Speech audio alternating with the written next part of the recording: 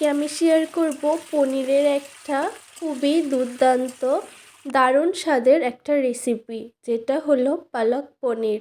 আর যেটা বানানো খুব খুব খুব সহজ। আমি তো আজকে খুব সহজভাবেই পালক পনিরটা শেয়ার করব। চলুন ভিডিওটা শুরু করা যাক। আর ভিডিওটা ভালো লাগলে অবশ্যই একটা লাইক করবেন, কমেন্ট করবেন আর বন্ধুদের শেয়ার করবেন।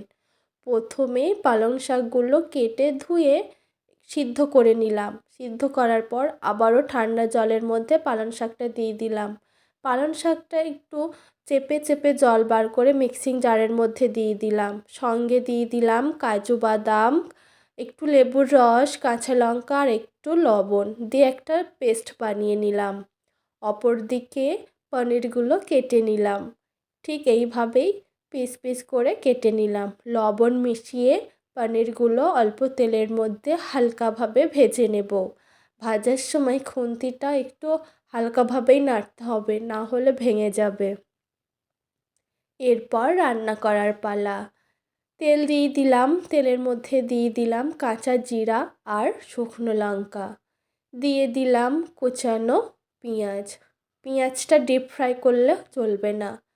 সঙ্গে দিয়ে দিলাম আদা রসুনের পেস্ট। আপনারা চাইলে কুচানো আদা রসুন দিতে পারেন।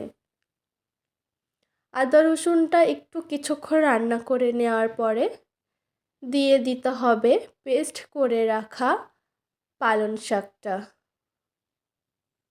আর পেঁয়াজটা অবশ্যই ডিপ ফ্রাই করলে চলবে না, এটা মাথায় রাখতে হবে। পালং শাকটা দেওয়ার পরে সঙ্গে দিয়ে দেব কিছু গুঁড়ো মশলা, লবণ, কাশ্মীরি লঙ্কার গুঁড়ো, ধনিয়ার গুঁড়ো, জিরার গুঁড়ো আর মরিচের গুঁড়ো, হলুদের গুঁড়া। আর মশলার পরিমাণ দিতে হবে একটু অল্প পরিমাণে। পালং শাক থেকে তেলটা ছেড়ে দিলে দিয়ে দিতে হবে ভেজে রাখা পনিরগুলো।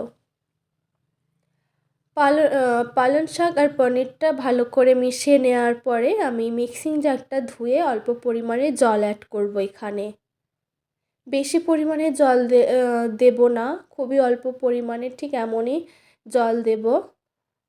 জল ফুটে উঠলে দিয়ে দেব উপর থেকে কাসুরি মেথি। তারপর একদম মাখো মাখো হয়ে আসলে নামিয়ে নিতে হবে। দেখলেন তো কত সহজভাবেই বানিয়েছি পালক পনিরটা। ভিডিওটা কেমন লাগলো অবশ্যই একবার কমেন্ট করে জানিয়ে দেবেন।